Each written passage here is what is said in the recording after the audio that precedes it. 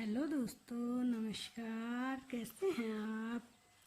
आज मैं कुमाऊं की प्राकृतिक गुफा पाताल भुवनेश्वर के बारे में बताना चाहती हूँ। प्रकृति की अनुपम घाटियों के बीच कुमाऊं मंडल भारत के उत्तर पूर्व सीमा में लगा हुआ है।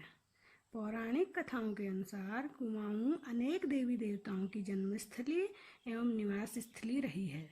कुमाऊं के अंतर्गत पिथौरागढ़ जनपद में गंगोली हाट, गुप्तड़ी एवं भुवनेश्वर गांव के बीच एक बहुत बड़ा क्षेत्र फैला हुआ है। इसी क्षेत्र में एक गुफा है जिसका नाम है पाताल भुवनेश्वर।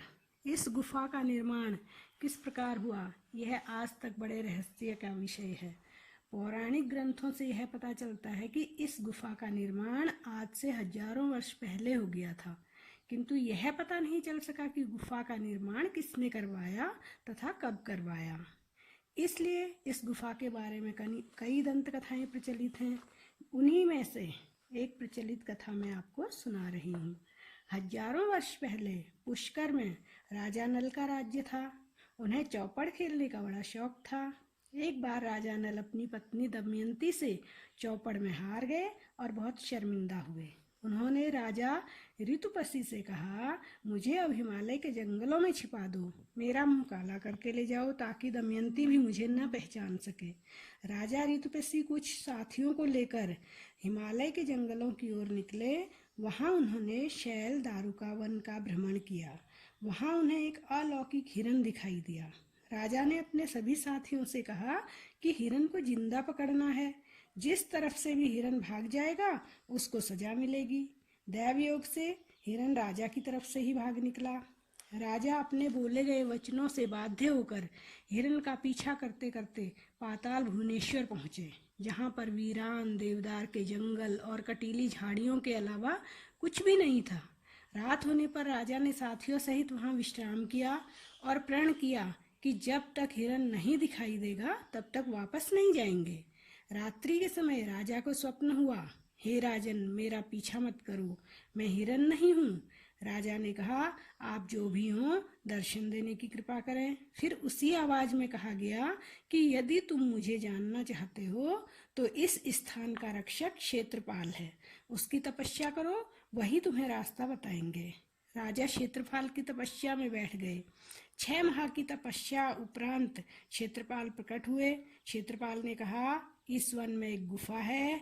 इस गुफा में भगवान शंकर सैकड़ों देवताओं के साथ विराजमान हैं। उनकी रक्षा के लिए शेषनाग स्वयं मौजूद रहते हैं। चारों धाम उस गुफा में हैं। इस अलौकिक पाताल लोक के दर्शन करने वाला बड़ा भाग्यशाली होता है। इसके बाद क्षेत्रपाल ने ऋतुपसी और राजा नल को गुफा में प्रवेश कराया।